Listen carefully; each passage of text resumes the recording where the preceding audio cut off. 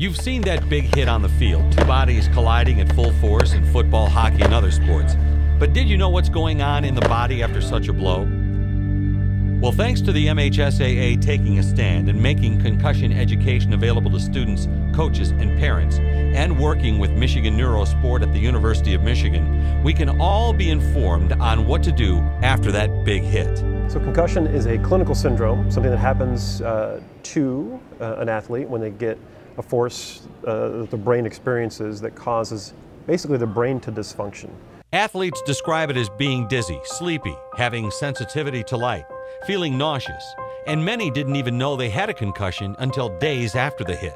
I was in the third quarter and I dropped back for a pass. I threw it, and after the pass, kid hit me and my arms got kind of locked up in between his chest and my chest.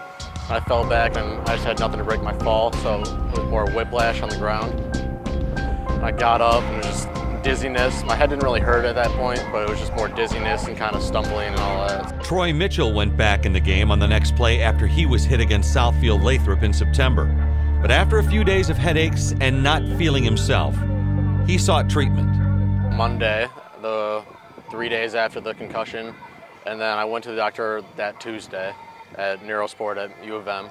Our primary concept here is once you're injured, we need to rest. You need to remove yourself from these activities that could make the injury worse. But one of the sort of hidden problems there is if you took any human and drastically altered their activity level, there's a decent chance that over a certain period of time they're going to start feeling bad. Coach Ron Bellamy remembers when he played football and the times that he was hit hard. My first one that was documented was 2008 season with the Detroit Lions. I had 2 concussions in a 3 or 4 week span. Then once I found out what a concussion was, I went back and I said, man, I felt like this in high school. So it's something that has happened. I've had a history of concussions, but I never knew there were concussions. Bellamy, now the head football coach of West Bloomfield High School, works with his kids to be careful and take concussions seriously. Playing a game of football, you don't know what's going to happen. You're always susceptible to injury. But if the injury, something as severe as a concussion does occur, take yourself out. If you know it, don't try to be a tough guy, because something that may impact you now, that may not impact you now, can impact you 10, 15, 20 years down the line.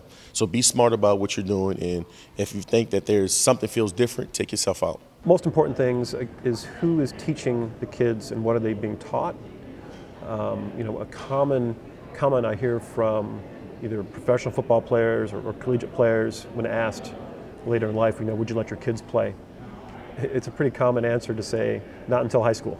And the reason, again, I think is the support structure that is in place there. Detroit Lions' Stephen Tulloch is a big fan of safety in the game and realizes that concussions can cause a lot of damage and hurt your playing time. Injuries are part of the game.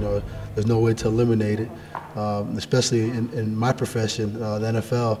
I got fined, for a hit that I usually would never have got fined for, and I understand the precautions for it. Obviously, concussion is a major part of it. We have some players on our team that deal with it, and players across the NFL that deal with it. I would have took myself out because now I know the severity of concussions and how it can impact your post football life. In high school, I probably would have taken myself out of games. Same thing with the NFL. Probably would have taken myself out of games. Dr. Kutcher from Michigan Neurosport has some preventative tips for athletes to consider to avoid concussions.